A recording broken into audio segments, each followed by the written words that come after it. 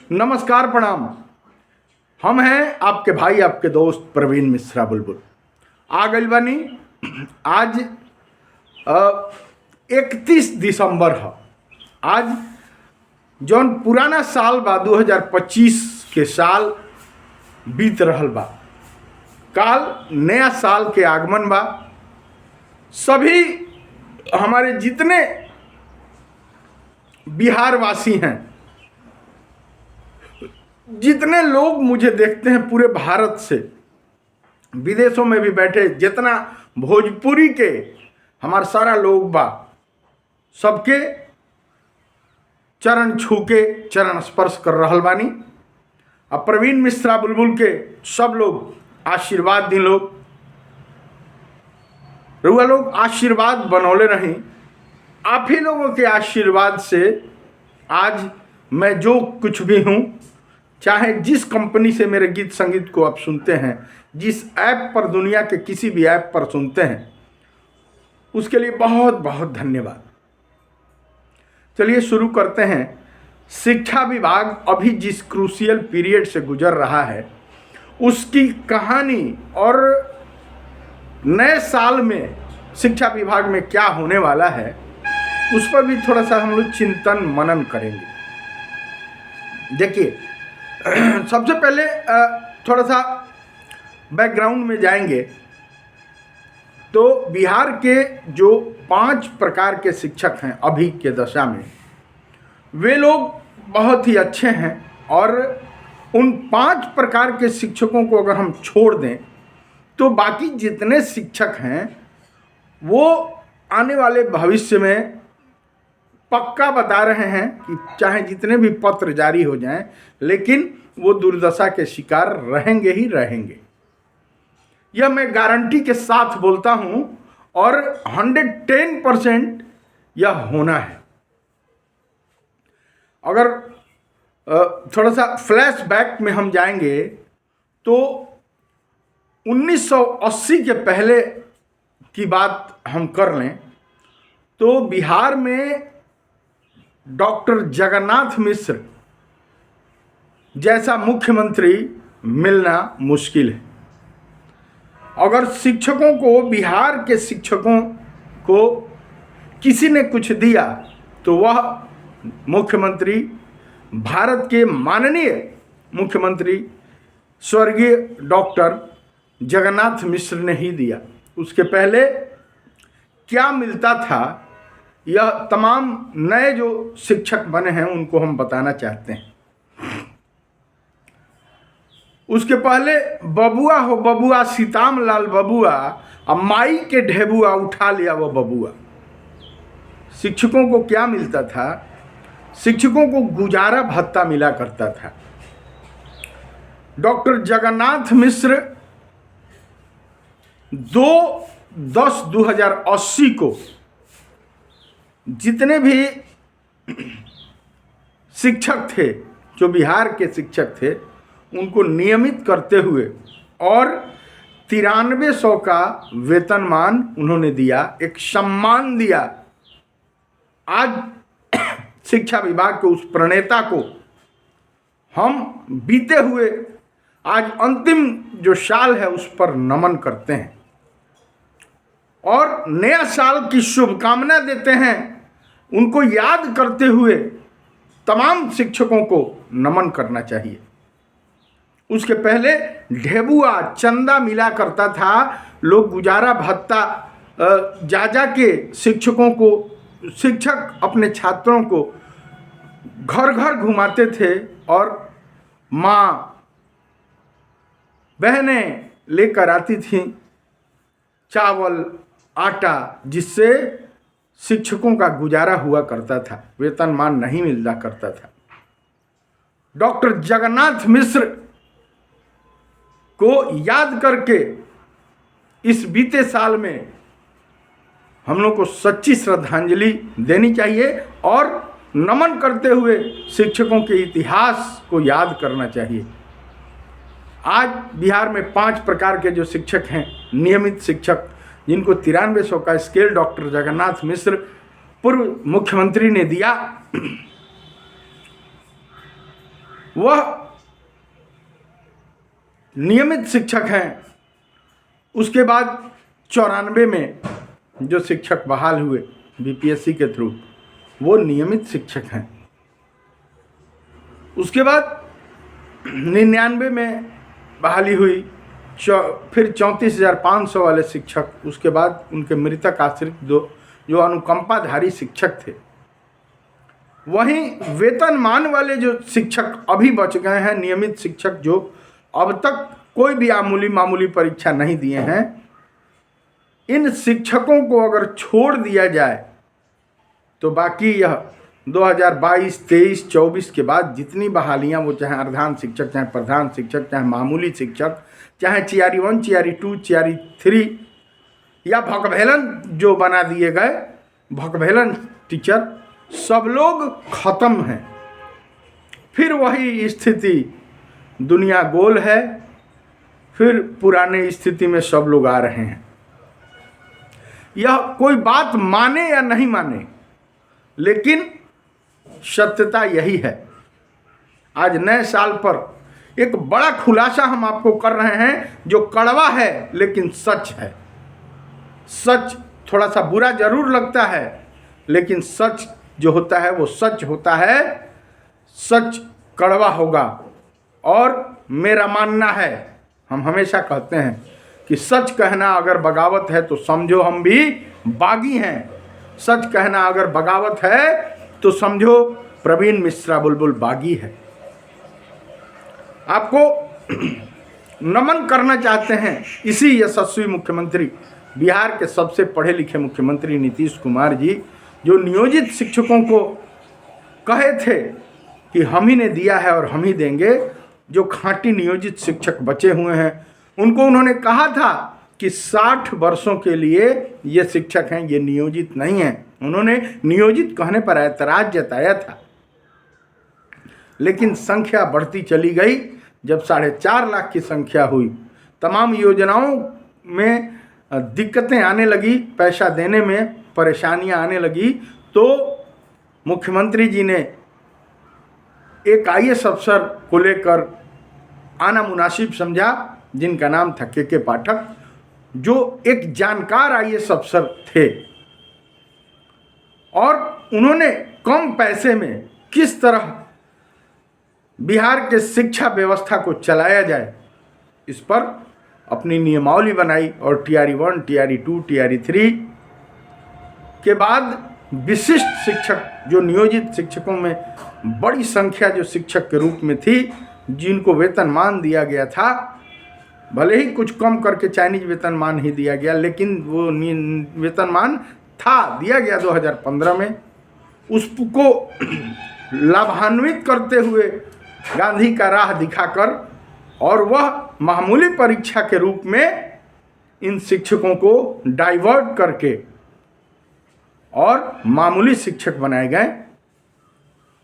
बिना वेतनमान के शिक्षकों की बहाली शुरू की गई। उस प्रक्रिया में 2023 में टीआरई 1, टीआरई 2 की बहाली की गई। बाद में मामूली परीक्षा लेकर और नियोजित वेतनमान वाले शिक्षकों को कन्वर्ट करके विशिष्ट शिक्षक बनाया गया। वहीं जो बचे खुचे थे, उनको प्रधान शिक्षक के रूप में बिना वेतनमान, बिना ग्रेड पे के शिक्षक बना दिए गए। मैं याद करना चाहता हूं एक और प्रणेता, जो शिक्षा विभाग में हमेशा, शिक्षा विभाग के शिक्षकों के लिए हमेशा अमर रहेंगे। उनको भी सच्ची श्रद्धांजलि आज देना चाहते हैं। 2005 का वह वक्त याद करना चाहते हैं, जिस समय बिहार के यशस्वी मुख्यमंत्री नीतीश कुमार जी मुख्यमंत्री बने थे, और इनका जलवा था। पहला और दूसरा जो इनका कार्यकाल था, मुख्यमंत्री नीतीश कुमार जी का जलवा था, पूरे देश में चर्चा में थे। बिहार जंगल राज से गुजर रहा था, न शिक्षा थी, न सड़क था, न बिजली थी, मतलब जहाँ देखिए खंडहर था। शिक्षा विभाग में मुंगेर के एक आईएएस अफसर, बड़ी तेज तर्रार आईएएस अफसर और सरस्वती पुत्र,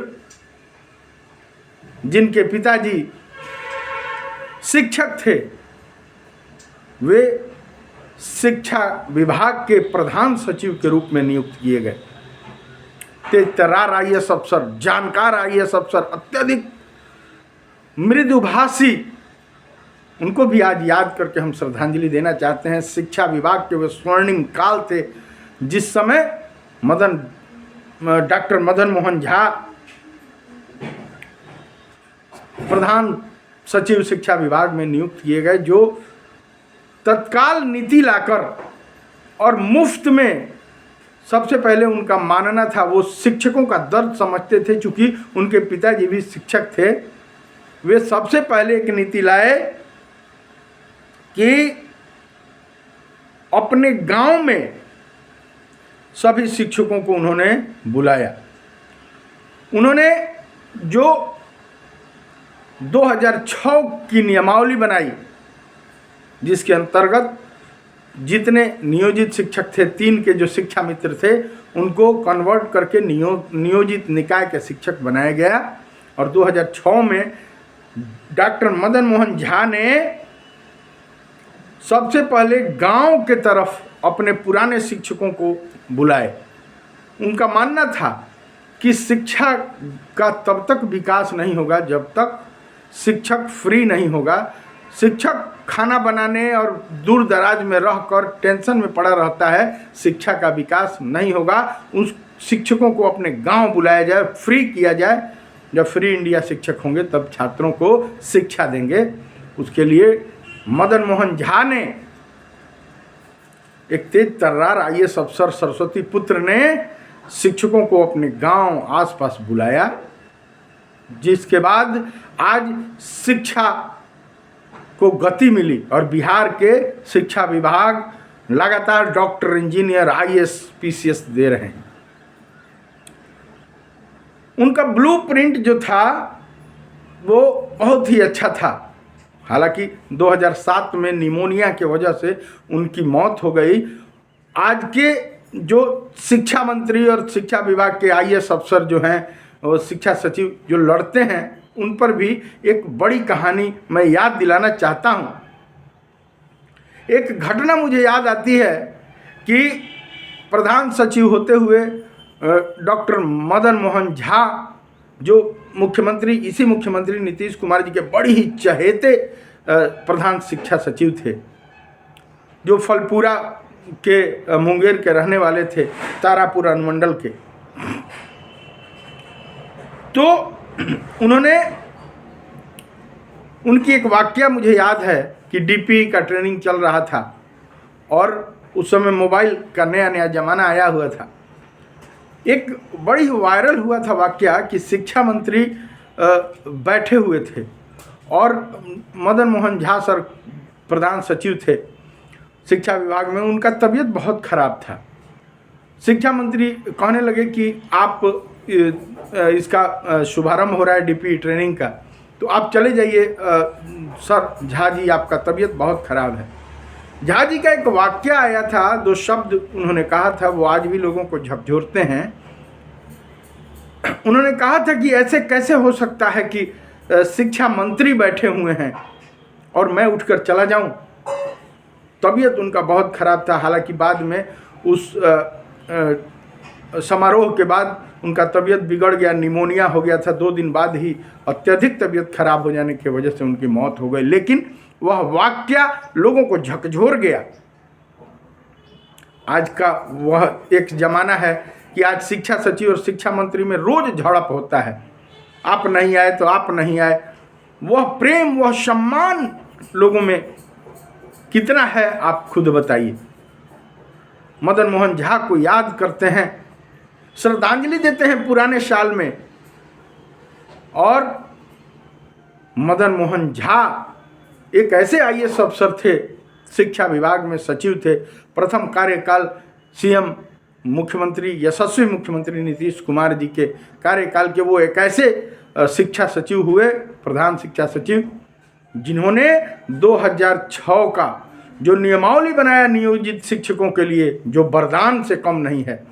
आज जितने निकाय के शिक्षक अपने पंचायत में रहकर काम करते हैं, अपने प्रखंडों में रहकर काम करते हैं, अपने नगर पंचायत में रहकर काम कर रहे हैं, वह नियमावली अगर किसी ने बनाया तो डॉक्टर मदन मोहन झा ने बनाया, जिनका कहना था कि अगर दूर दराज शिक्षक जाएंगे तो सबसे पहले आप उस टेंशन में रहेंगे कि मेरा बाल बच्चा कैसे है, कैसे भोजन बनेगा, कहाँ रहेंगे, कैसे क्या करेंगे। उन्होंने अपने घर रहकर और बढ़िया से अपने विवेक से अपने पूरा फोर्स लगाकर और शिक्षा का विकास में वो शिक्षक लगे रहेंगे और शिक्षक अपने छात्र के बारे में सोचेंगे। इस पर उन्होंने बल दिया और नियमावली बनाई। जब तक मदन मोहन झा रहे, मुख्यमंत्री नीतीश कुमार जी के अत्यंत एकदम दिल से उनको लगाव था और मुख्यमंत्री आज भी उनको याद करते हुए रो देते हैं। जो शिक्षकों के बारे में सोचने वाले पदाधिकारी थे, आज शिक्षकों को प्रताड़ित किया जा रहा है। कहीं ना कहीं मैं एक आज पत्र देख रहा था, पश्चिम चंपारण के एक शिक्षक, वहाँ के जिला शिक्षा पदाधिकारी के द्वारा एक पत्र निकला है कि 4 बजे के बाद और 9 बजे के पहले शिक्षण कार्य बंद रहेगा। एक पत्र निकला है कि शिक्षकों को विद्यालय आना है और 4 तारीख तक छात्र विद्यालय नहीं रहेंगे, शैक्षणिक कार्य बंद रहेंगे। शिक्षक ने टीआरई 2 के शिक्षक हैं, सोनू कुमार उनका नाम है। वो मैं पत्र पढ़ रहा था कि वो जिला शिक्षा पदाधिकारी के व्हाट्सएप नंबर पे भेज दिए हैं कि सर शिक्षक विद्यालय में क्या करेंगे। 29 तारीख को यह पत्र जारी हुआ है कि ठंड के वजह से, शीतलहर के वजह से विद्यालय बंद रहेंगे, शिक्षक मौजूद रहेंगे और छात्र नहीं आएंगे। उन्होंने केवल यही कहा है कि शिक्षक बंधुआ मजदूर है। सर, इन टिप्पणियों को लेकर वहाँ के जो जिला शिक्षा पदाधिकारी हैं उनका उन्होंने पत्र जारी किया है और उस शिक्षक के बारे में, यही मैं नियमावली के बारे में बताता हूँ, बार बार जो मैं बताता हूँ, लिखा गया है कि स्पष्टीकरण दीजिए कि आप कैसे किसी पदाधिकारी, वरीय पदाधिकारी को यह लिख दिया, आपकी हिम्मत कैसे हुई, आपको निलंबित किया जाता है। आप स्पष्टीकरण दीजिए अपनी हक की बातें। अगर कोई मांग लिया, कोई कुछ कह दिया, स्पष्टीकरण निकालिए, निलंबित कीजिए, एफआईआर कीजिए। शिक्षकों को भौकसी झोंकते रहिए। यह आज का शिक्षा विभाग है। लेकिन मदन मोहन झा ने जो निकाय का निर्माण किया, पंचायत शिक्षकों की जो बहाली हुई, वे आज भी सुखी हैं, संपन्न हैं। इसीलिए बोलते हैं नियोजन इकाई का क्या इंपॉर्टेंस है। यह नियोजन इकाई में स्पष्टीकरण, एफआईआर बिना मतलब नहीं हो सकता है। कोई भी पदाधिकारी आपसे जाके बिना जरूरत, बिना कुछ किए लांछना लगाकर अगर आपसे पैसा वसूल रहा है तो वह उस के पाठक जी के नियमावली का कमाल है और आपको देना पड़ेगा। स्पष्टीकरण होगा, एफआईआर आप पर होगी, आप क्या क्या होगा आपके साथ, आप देखते रहिए। मदन मोहन झा जी को सच्ची श्रद्धांजलि होगी। आप सच्ची श्रद्धांजलि दीजिए। मैं बार बार बोलता हूं कि नियोजित शिक्षक आज पूर्ण रूप से कवच कुंडल से लैस हैं। माँ की आंचल नियोजन इकाई में जब तक रहेंगे तब तक पूर्ण रूप से जिस तरह माँ के आंचल में बच्चे सोते हैं और सुकून महसूस करते हैं, उसी तरह नियोजित शिक्षक नियोजन इकाई में सो के आराम से केवल शिक्षण का कार्य करेंगे। कोई टेंशन नहीं रहेगा। बता दें, जो विशिष्ट शिक्षक बन गए या टीआरई 1 टीआरई 2 में चले गए या जो प्रधान शिक्षक बन गए, जो नियोजित शिक्षक थे, जरूर मेरी बातें बुरी लगेंगी। भकभेलन भोजपुरी में कहा जाता है। वाकई ये भकभेलन अगर नहीं रहते तो इन बातों की जानकारी उनको रहती। बातें मेरी जरूर कड़वी होती हैं, बुरी लगती हैं, लेकिन कहीं ना कहीं दिल में दर्द है, तब मैं इन बातों को कहता हूँ। वे अगर आज रहते तो इतना संग्राम नहीं होता, आज इतना जो उनकी स्थिति बिगड़ी हुई है वह नहीं रहती। बता दें कि नियोजित शिक्षक एक निकाय का शिक्षक है। इस नौकरी को मामूली परीक्षा ये लोग दे दिए और छोड़ दिए। इनका कैडर बदल गया। ये एक विशेष शिक्षक हो गए। विशेष शिक्षक का हम थोड़ा सा चर्चा करना चाहेंगे। ये लोग जो समाज में विशेष होते हैं, जिनका एगो कान बहरा होता है, एगो नाक नहीं होता है, एगो आँख नहीं होता है, विशेष शिक्षक उनको कहा जाता है जो विशेष योग्यता वाले छात्रों को पढ़ाते हैं। ये खुद ही विशेष बन गए शिक्षक।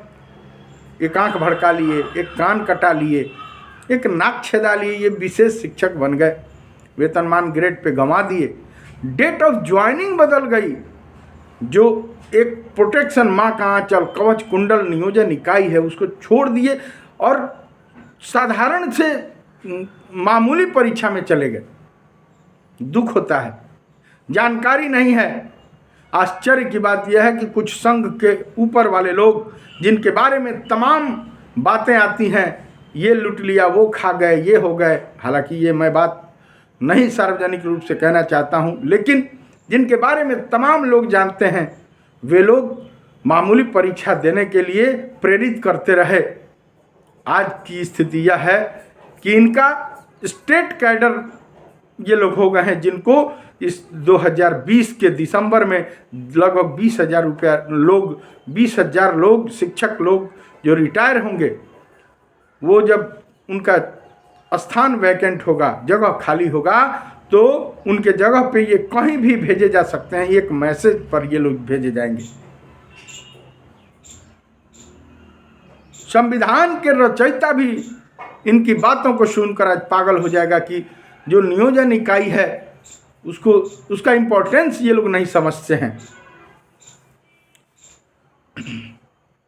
एक बार का बात मैं कहना चाहता हूँ, बताना चाहता हूँ कि कुछ नियोजन इकाई में कुछ नियोजित शिक्षक थे, 34,540 में वे बहाल हो गए और वे लोग कोर्ट गए कि हम लोग पुराने नौकरी में थे और हम लोग को उसका लाभ मिलना चाहिए।